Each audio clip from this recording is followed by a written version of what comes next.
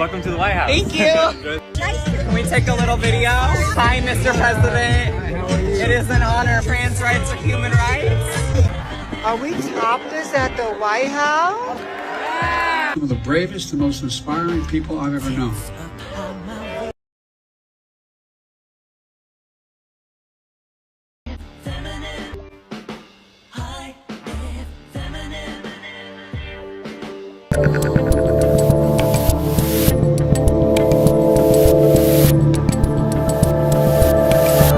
I'm Dave Rubin. This is the Rubin Report. It's June 13th, 2023, and I just want to say, if you're watching this program right now, you are the bravest and most inspiring people I've ever known.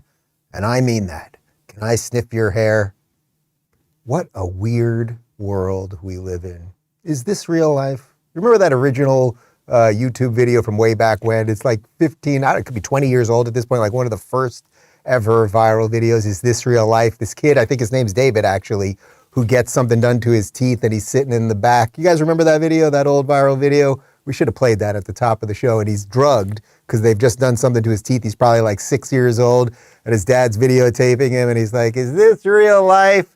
And that's basically how we all wake up every morning. Every morning you wake up and there's another trans drag queen at the White House and a man with dementia telling them that they're brave for, oh God. Anyway. We're very excited about the program today. We've all agreed, it's a rare moment of agreement, that we all said today's show is going to be a 9-8, so the bar has been set high. And of course, we have a post-game show at rubinreport.locals.com. And Brock, tomorrow can we announce the special giveaway for new annual subscribers? We'll give away some merch if they subscribe annually. Can I commit to that tomorrow?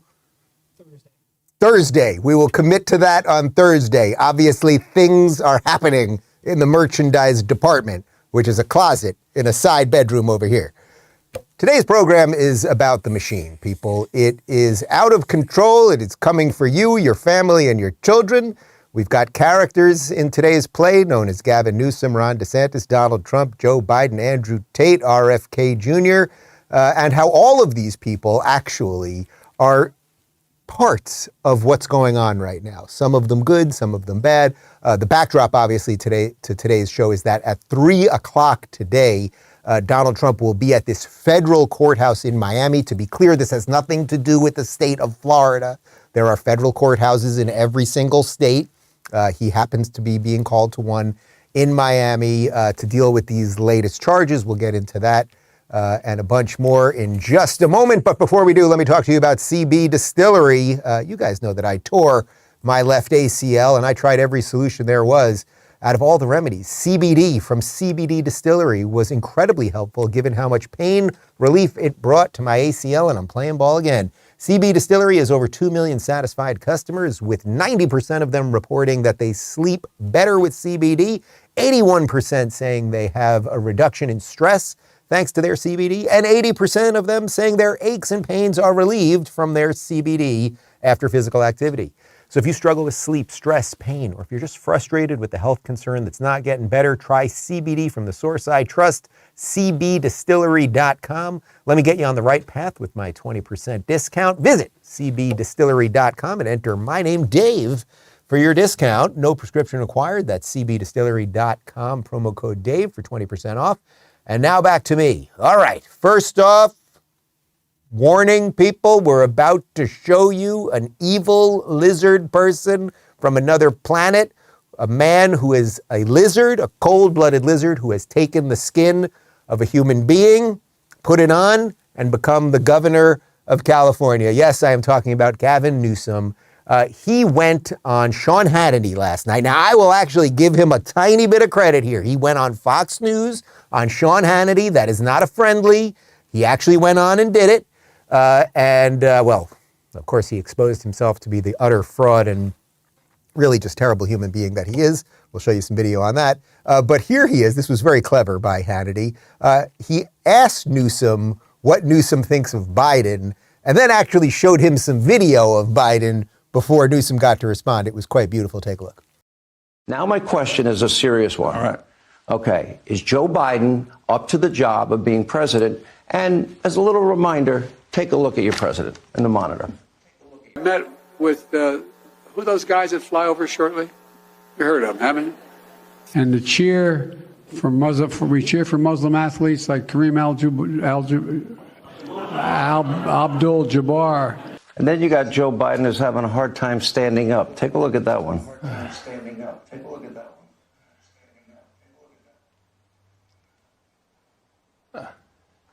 I want you to tell me that you think he is cognitively strong enough to lead this country against China, Russia, Iran, North Korea, and a new axis of evil, and that he's the guy, he cannot articulate the economy the way you just did.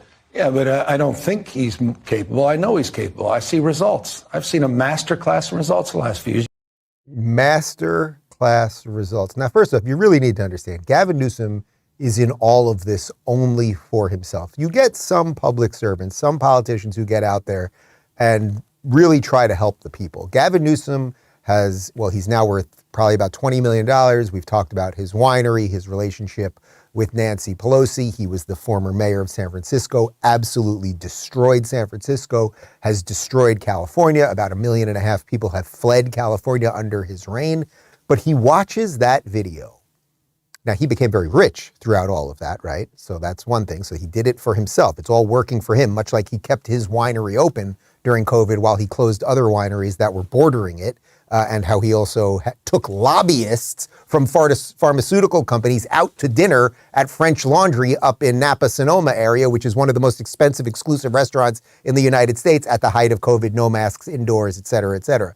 But Gavin Newsom, it's interesting what he's doing there. He's defending Biden, but you know, and everyone knows, Gavin Newsom is prepping to take over for Biden. They know that right now we have 1.5 years till the general election. Biden is breaking down. We all know it cognitively. We can see it physically with the falls. I mean, that fall last week, where we showed you the video and we threw back to it after we showed it to you originally because he could not get up, actually. He had to have people lift him up after that. The guy is what, 81 years old, right? Is he 81, 81 at this point? Yeah, he's 81 years old. He's struggling to speak. He gets confused. You can see that stiffness thing with his body. These are all symptoms of cognitive issues. I am not making fun of the elderly or people with any cognitive issues or anything else, but it does not mean that they should be leading the United States. Now, Gavin Newsom knows all that. So you might go, well, wait a minute, why didn't he just throw him under the bus? Because if he throws him under the bus, you might get a little entropy behind it, and then they start figuring out a way to weasel Gavin in. But he is a smooth political operative, if nothing else, besides being a lizard person. And so what he's doing there is he's backing Biden all the way, knowing that they will get rid of Biden at some point. Here is my bold prediction. Mark this down, clip it, copy it, send it to your grandma.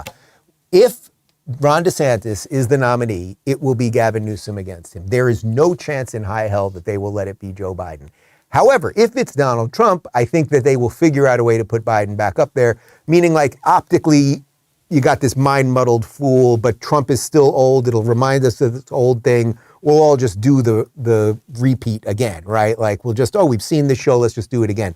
The contrast, however, between a young and sharp DeSantis versus a really muddled Biden, I think would be a real problem. But Gavin Newsom is really slick. So he knows he doesn't have to do the dirty work. He can pretend to back him and be a good Democrat and everything else while he's stabbing him from the side. Let's not forget, remember a couple months back when Biden was on an international trip and Gavin Newsom just happened to show up to the White House for meetings with Kamala and some other people?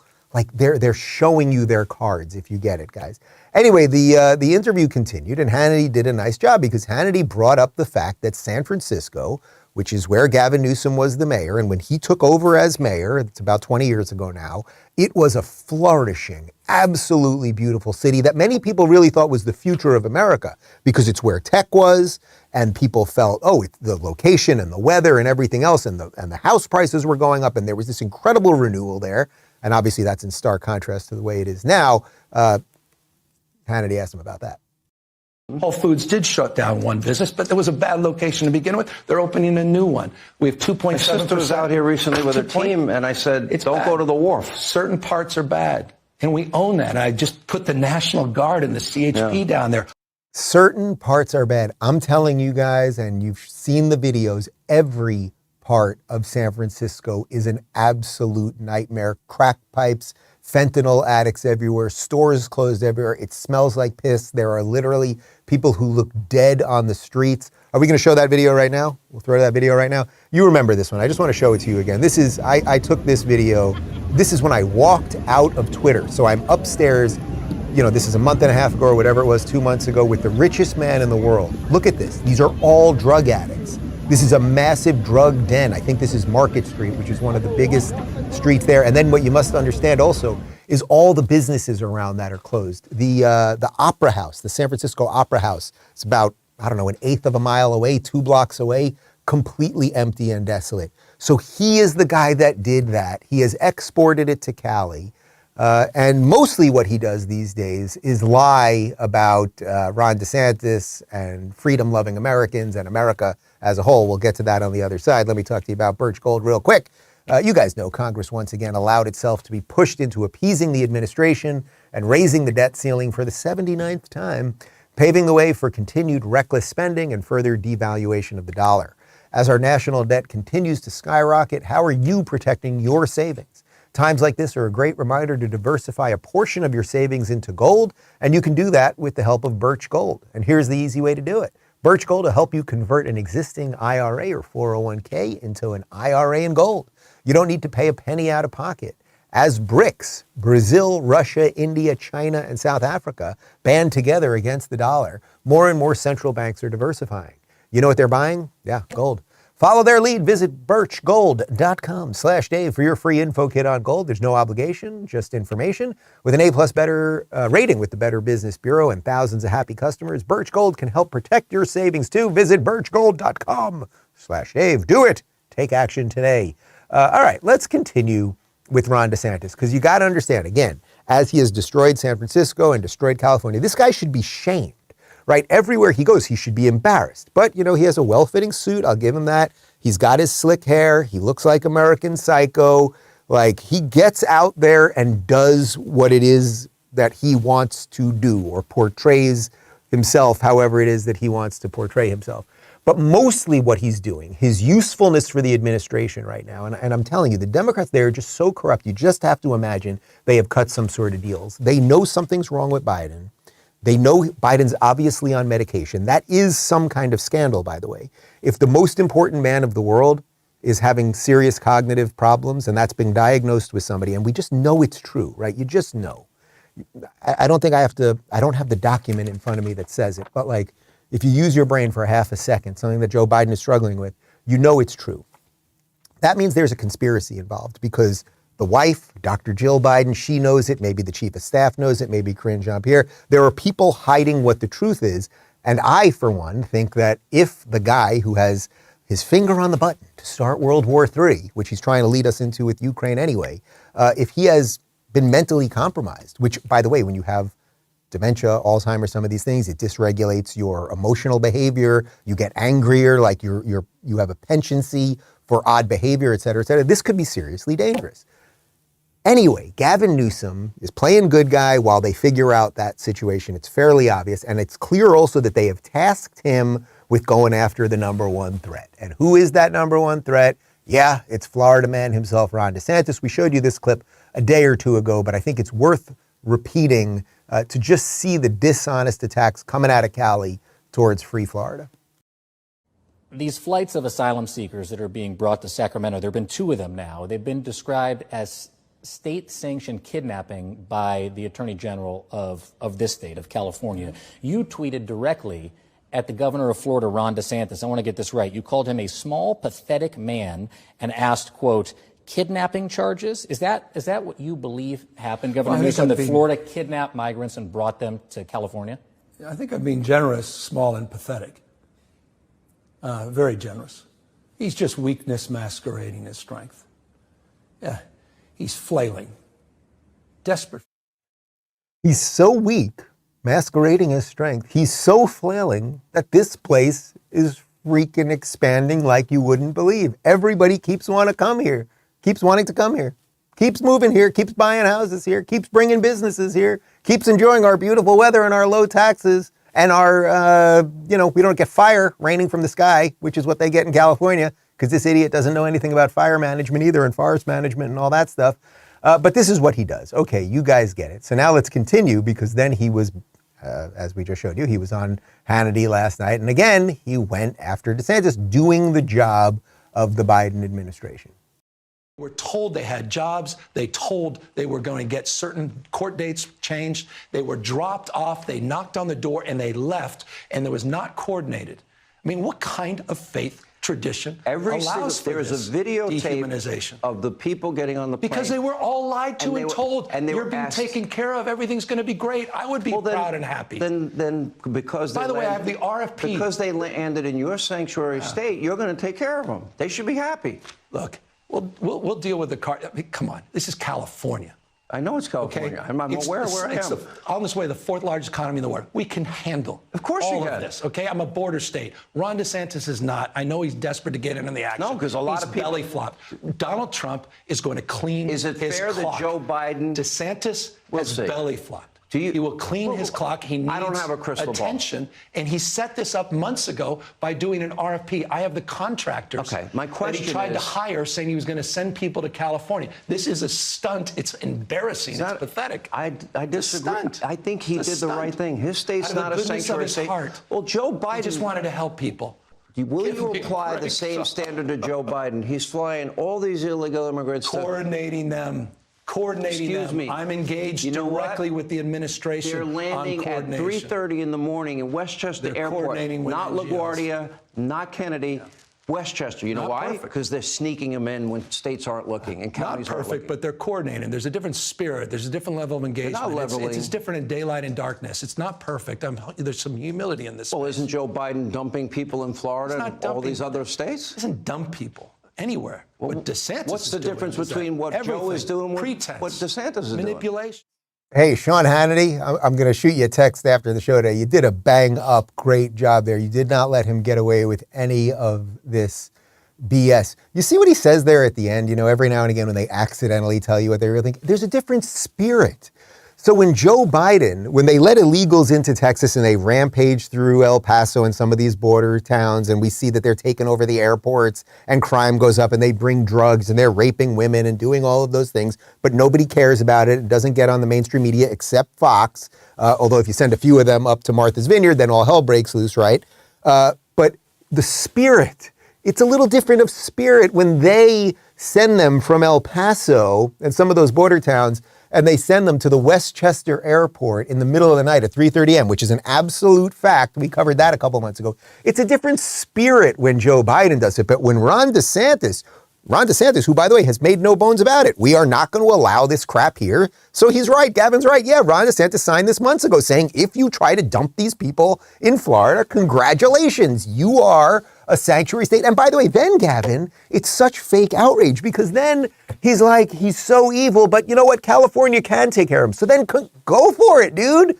They're all yours. Enjoy them. Bring them in. You have a ton of empty buildings in San Francisco. It is a ghost town. Bring in hundreds of thousands of illegals. Let them, with whatever their cultural identity and everything else, and no future for jobs in that shithole of a city, let them hang out with all the fentanyl addicts and go to it. Again, you've also got can we find out how many acres is Plump Jack Winery? I want to find out how many acres. It's Plump Jack Winery. That is what Gavin Newsom owns.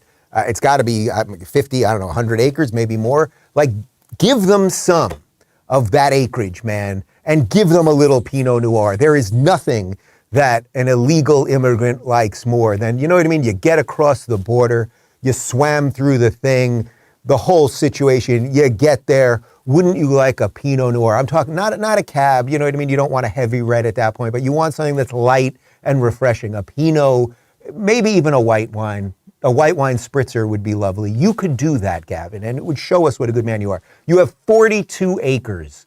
That's a lot of acreage up there at Plump Jack Winery, so get to it. Anywho, people, so you see how far the machine will go after to defend their own, right? They will endlessly defend people like Gavin Newsom and people like Joe Biden who are destroying the border and creating sanctuary cities. So it's all their problems. And then they go after the people who are doing something. All Ron DeSantis is doing is saying, hey, this is what I'm going to do. And then he goes ahead and does it. And by the way, it has a lot more to do with what the law of the land is. We are a country. And if you come here illegally, you are breaking the law. So what else is a part of the machine?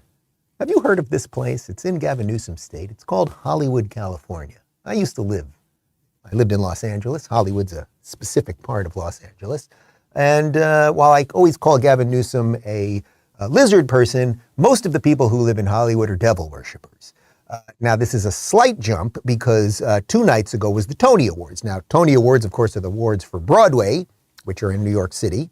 But I think you can see the connection between Hollywood and Broadway. Well, they gave out the Tony Awards the other night, and an actress, I don't know this woman. Do we know anything that this woman's ever been in?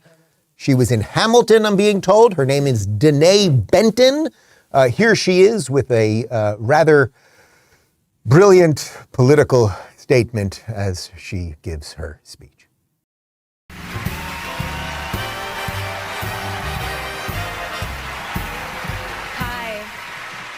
Hi, I'm Denee Benton, actor, thank you, and proud CMU alum. Earlier tonight, CMU and the Tony Awards presented the 2023 Excellence in Theater Education Award. And while I am certain that the current governor of my home state of Florida will be changing.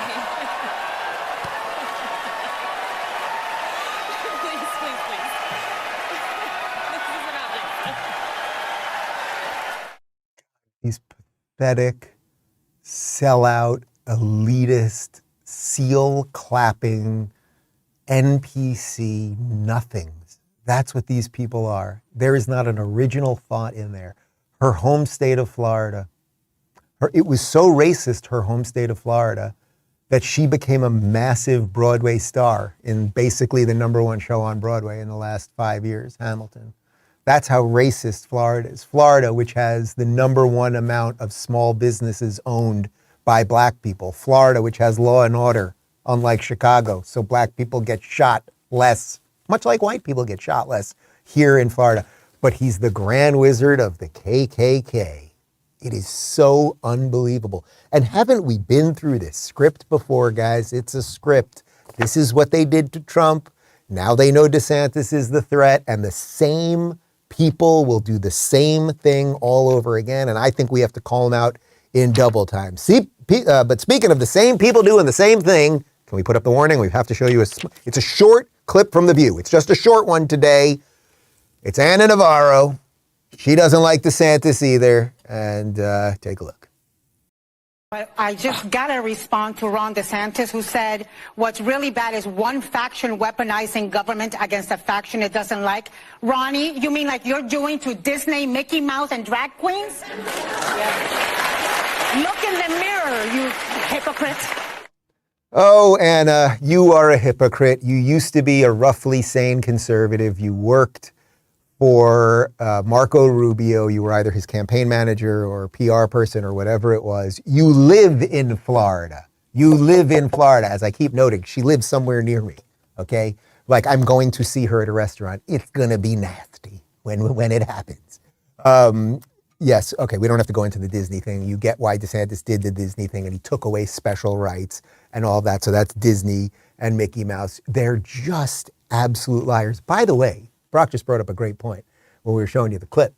Last week, we were showing you videos about how mainstream media was going after Ron DeSantis because he's friends with Clarence Thomas. So on one hand, he's friends with a guy who happens to be black, who's a brilliant legal mind. That's a problem. Then on the other hand, he's also Grand Wizard of the KKK.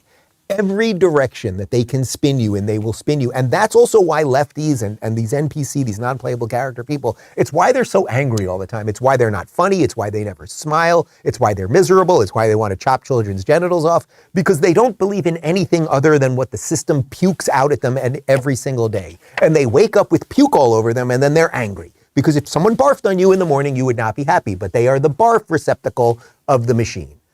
But there is a reason why I say that they are ideological opponents as opposed to simply a political opponent, right? A political opponent would be different than purely ideologically different. Why? Why do I say that?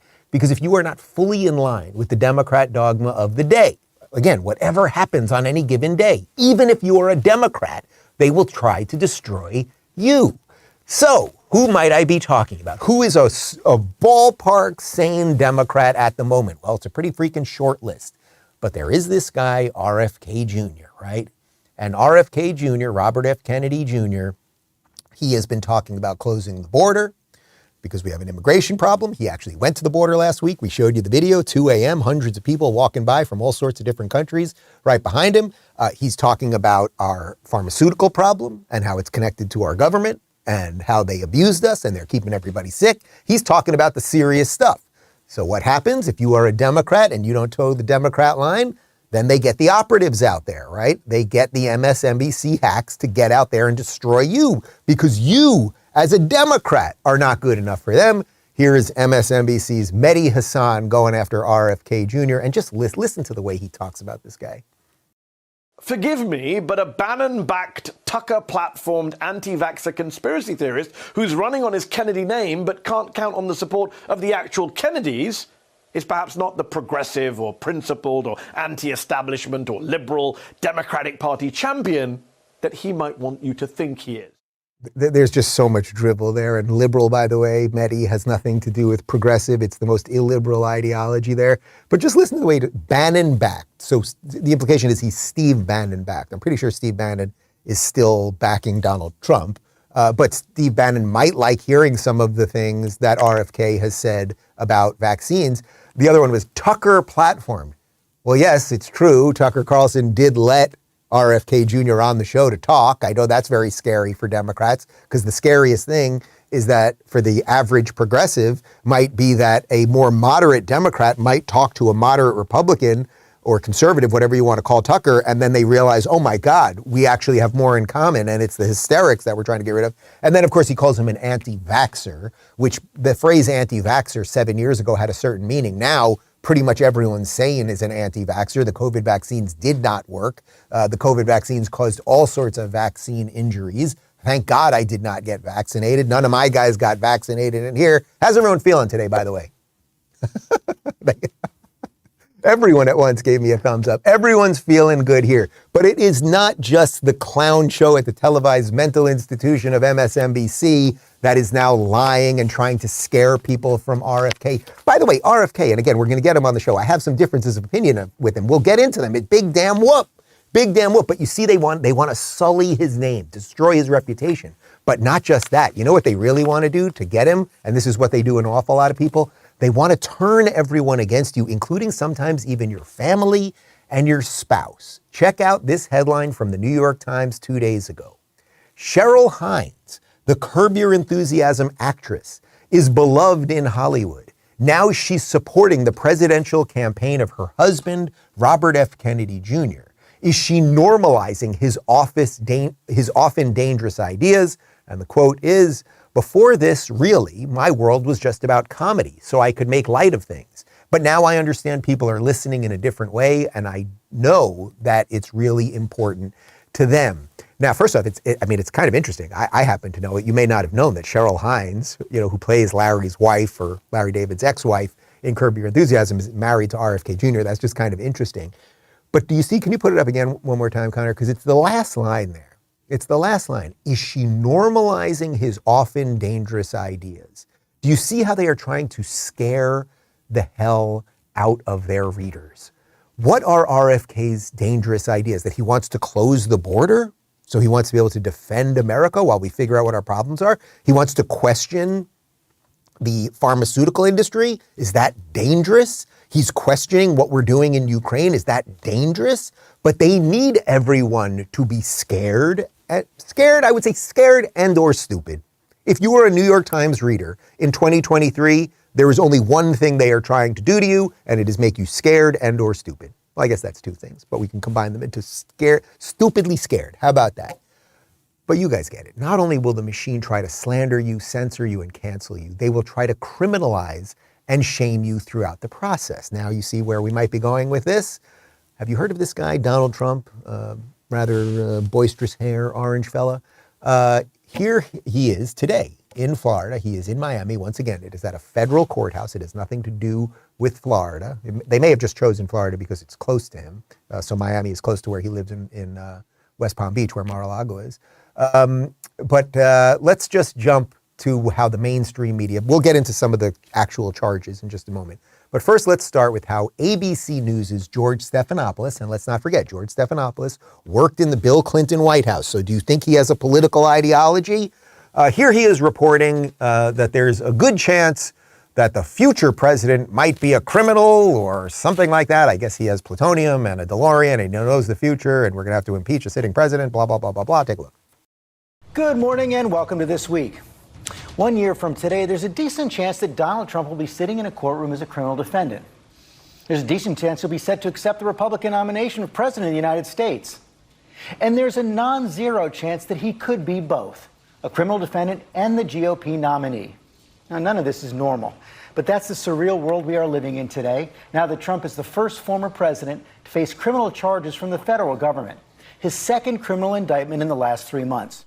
Now, it's funny, I do have to say that nothing that George said there was a lie. All those things are possible. It's possible that a year from now, Trump will be in court. It's possible that he will be the nominee at this point. You could flash forward 2 years from now. He could, I suppose, be like being told he has to report to jail while also being told that he's supposed to be walking into the White House. Any of these things are possible. That doesn't mean that any of them are legit. That is the issue. So just to be clear, let's get you a little info on what's going on from the Daily Wire related to Trump. Former President Donald Trump said Thursday evening that he has been indicted in the federal criminal investigation into his handling of classified material. The former president added that he has been summoned to appear at the federal courthouse in Miami on Tuesday at 3 p.m. Okay, so that is later today. Now, I want to be very, very, very, very, very, very, very, very, very clear about one thing here.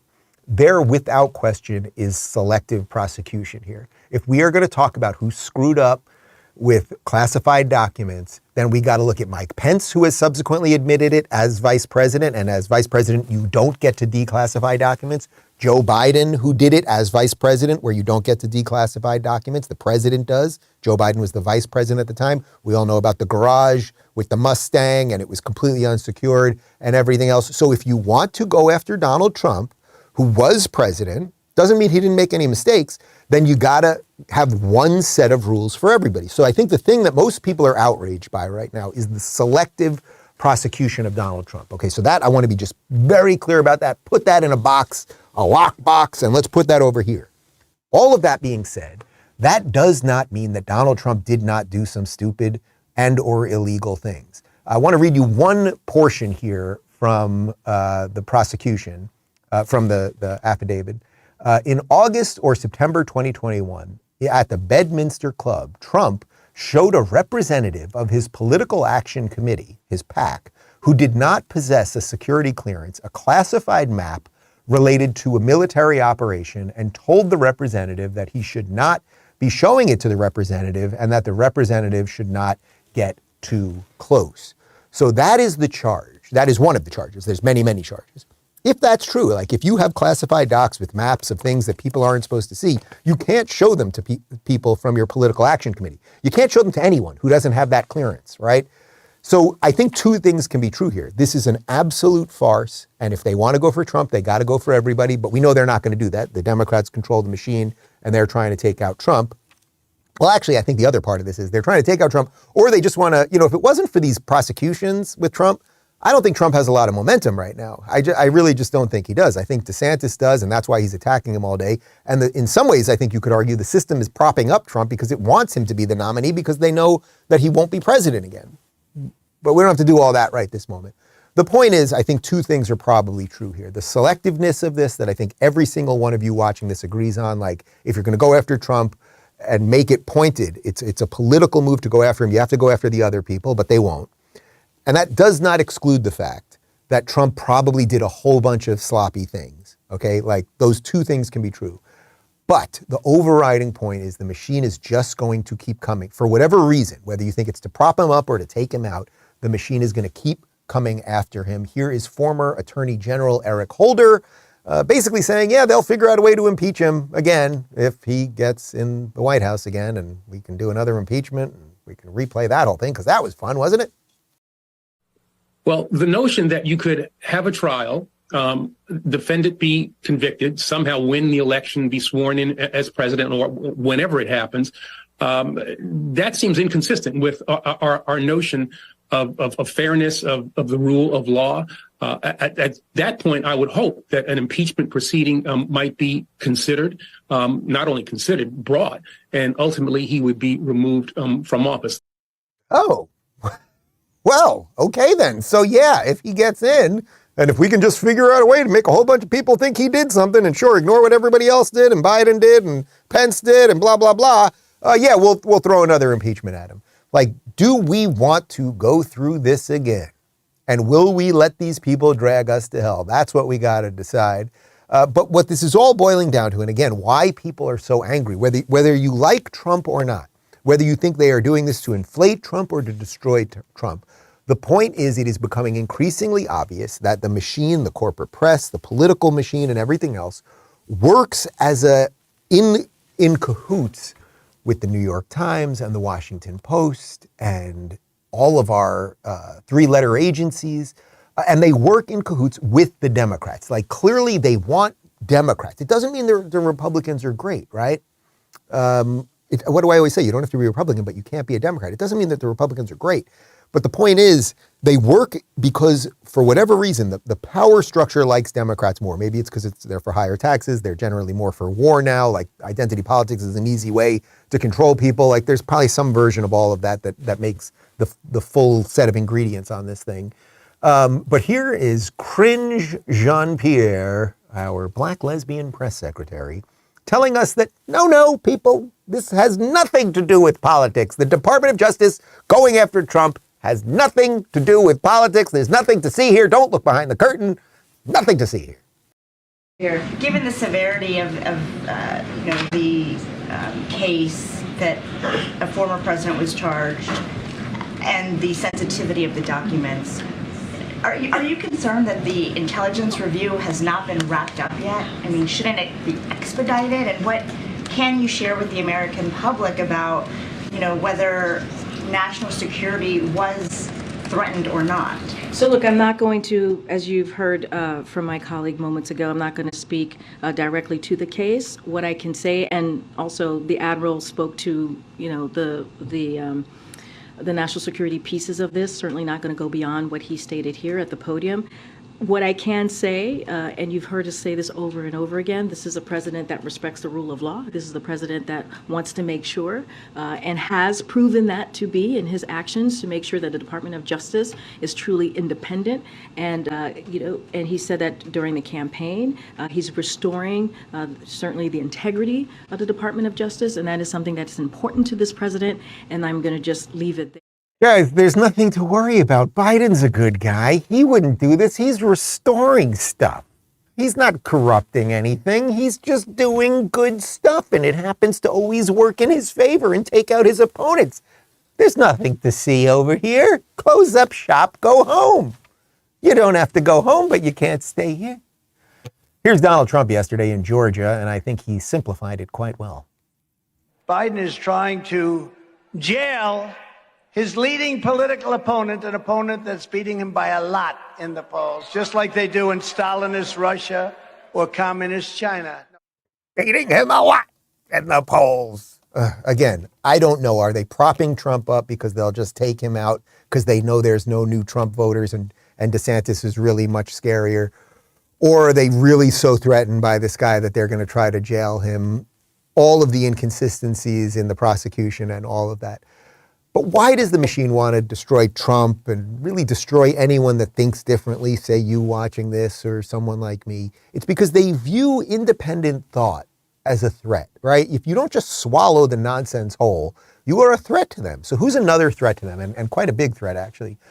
Former kickboxing champ and ridiculously influential social media personality who has become a sort of advocate for men, like I don't want to quite compare him to Jordan Peterson, but like a sort of more fightery version of Jordan Peterson. I'm talking, of course, about Andrew Tate, who describes himself as the world's most canceled man. He went on Patrick Bet-David's podcast, this is from a day or two ago, talking about what the system will do if you stand up against it. He's referring to himself. He's clearly referring to Trump to an extent. And I think he's referring to, the broader, all of us. I hammered the point home, and I made it very clear that they had the intention of trying to put me in jail. I said, there's 3 lives. They try and cancel you and slander you and destroy your name. They don't just want you to disappear from the internet. They want you to disappear from the internet in a cloud of shame. They have to shame you, which is why they chose the crimes they did for me, and it's why they usually choose the crimes they choose, because it's heinous. They want to shame you, and they want you to disappear with your head facing the ground and never pop up again. Obviously, they attempted to cancel me. I became more famous than ever before. I even said to you on your podcast, and I said on other podcasts, I said, I think they made a mistake. I think when you have power and you overuse it, what happens is a rebellion. That's how a revolution starts. When you have power, you have to be very, very careful with how you use that power. The second you overuse it, there's a revolution, and we're in Romania, so they know all about that. That's exactly what happens. And I said at the time, I think I was a mistake. I think they made a big mistake canceling me the way they did. And then the second time, the second life, which I described as they try and put you in jail for no reason. Here we are in the current scenario. I knew it was going to happen. And the third one is they put a bullet in your head. So we're going to have to see how the second life plays out. And yeah, I mean, when this is all over and I win the court case and I get the not guilty, I won't be smiling. I'll be walking out the courtroom with my head on a swivel. That's the kind of life I'm living now. I'm going to be thinking, oh, okay, so their second attempt failed. Now what? Like, do I want to fly private anymore? Do I want to go that place anymore? You start to think about these things. Like, do I want to do these things? A lot of billionaires dying in plane crashes. It's strange. So it's scary, regardless of how it plays out. And I guess you just have to go with the punches and see where it lands. And God has a plan for me and for all of us, and we're just going to see how it ends up. Okay, so just to give you a little context on that, I don't want to get into all of the charges related to Andrew Tate, but they shot that, this is 2 or 3 days ago, that is in Romania. He was in jail in Romania on charges that I think they never fully released, actually, for 6 months in jail. Now he's on house arrest in Romania. So Patrick Bet-David flew to Romania for this interview. The point is that Andrew Tate, who's fighting the system, telling people to believe in themselves and not believe the nonsense and believe in biological reality and everything else, he's showing you this is what they will do to you. I am now stuck in Romania in house arrest, and I will eventually win the court case, but what will they do to me after? And I think there's an obvious parallel to some extent with what's going on here with Donald Trump. So how do we fight this thing properly? Well, it's partly what I always say. It's like you got to get a little skin in the game and start really understanding what's going on here, knowing reality and sort of ground up, building a life that's good for you and your family and your communities. And then eventually we can maybe dissipate some of this nonsense, right? The other thing is when good politicians come, and there are very few that come by, but when good ones who really get it come by, you got to offer their support. And obviously, Ron DeSantis, to me, is the guy that is doing that the best. Here he is yesterday on what they are doing to Trump right now. Is there a different standard for a Democrat Secretary of State versus a former Republican president? I think there needs to be one standard of justice in this country. Let's enforce it on everybody and make sure we all know the rules. You can't have one faction of society weaponizing the power of the state against factions that it doesn't like. And that's what we've seen. And here's the thing. There's obviously very high-profile examples, but there's examples of ordinary people who may not get the same headlines. A pro-life advocate may have 20 FBI agents storming their house at 6 o'clock in the morning. You may have parents going to a school board meeting in Virginia that are being surveilled by the FBI. So the weaponization of these agencies strikes at the heart of what it means to have a free society. And it's not just affecting people at the top, it's affecting people all throughout our country. The reason I love that clip is because what he's saying is he's absolutely defending the weaponization of government against Donald Trump, but then he's also saying it's coming after you. And that's the part that matters. So when he talks about, the parents in Virginia who were fighting for school choice and to get the wokeness out, the FBI was looking into them, the pro-life people that the FBI started looking into, like he's starting to show people, oh, there's a connection and we must fight this from the 3-letter agencies. By the way, there was another politician about 40, 50 years ago who used to talk about this quite a bit. John F. Kennedy, the uncle of RFK Jr. I want to show you one more video to close out the show today.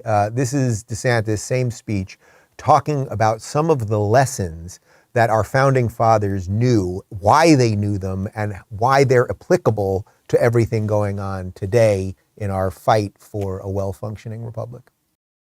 But I don't think anyone could have lived through the last 4 or 5 years and not have an appreciation for how fragile freedom really is. Each generation does have this responsibility to cultivate it. Our founding fathers understood this. When they went to Philadelphia in 1787 to craft our Constitution, they came armed with the knowledge of having studied every republic in the history of mankind, because they wanted to draw lessons from those experiences that they could apply here in America. And what they figured out was all those republics, there was really only one thing that they all had in common, and it was this. Every one of them had failed. And so they understood it fell to the United States of America to determine, can people really govern themselves? Can you have a society based on the idea that our rights come from God, not from the government? That we live under a rule of law, not a rule of individual men? Or was mankind forever destined to live under various forms of despotism? And they fully expected that this country would be the ones that ultimately decided the fate of freedom in the world. And when Benjamin Franklin walked out of that convention, he was asked, Dr. Franklin, what have you given us, a republic or a monarchy? He said, a republic if you can keep it. They understood you could have the best Declaration of Independence in the world, you can have the best Constitution in the world. These things do not run on autopilot. They require citizens to be engaged and to fight for the preservation of these freedoms.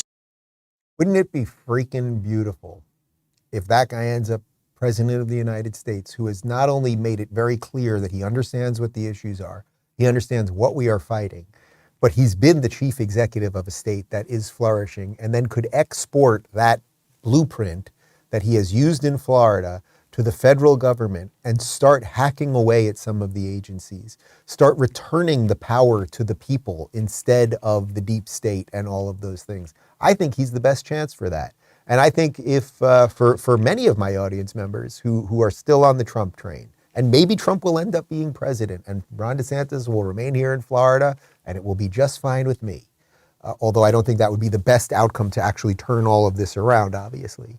If you're a Trump guy right now, you know everything that he said there was right. And that does not mean that you hate Trump or anything else. But maybe a younger guy with the track record and the right team and all of the stuff is the way to do this. So we got something to fight for. Donald Trump has something to fight for. Andrew Tate has something to fight for. Ron DeSantis has something to fight for. We got some people we got to fight against. Gavin Newsom, Mehdi, Hasan, the rest of these clowns. And we got a republic. If we can keep it, we shall see. We got a post-game show for you at rubinreport.locals.com in about 37 seconds. We leave you with a cold close. It's about what Joe Biden eats. It's very important that you know what he eats because he has nothing to do with partisan politics. He's a good man, sniffing hair occasionally and some other stuff, but mostly he likes spaghetti. That's the takeaway of the show. I just blew it for you. He likes spaghetti. We'll see you on the other side. Bye. Breaking news about the president. So his favorite ice cream is Grater's. How do you Grater's? I don't eat ice cream. Don't. Shh. I know. Chocolate chip, and he loves a good pair of sunglasses. He likes spaghetti, which is pretty cool. I love spaghetti too, like spaghetti with red sauce. And so that's one of his favorite meals.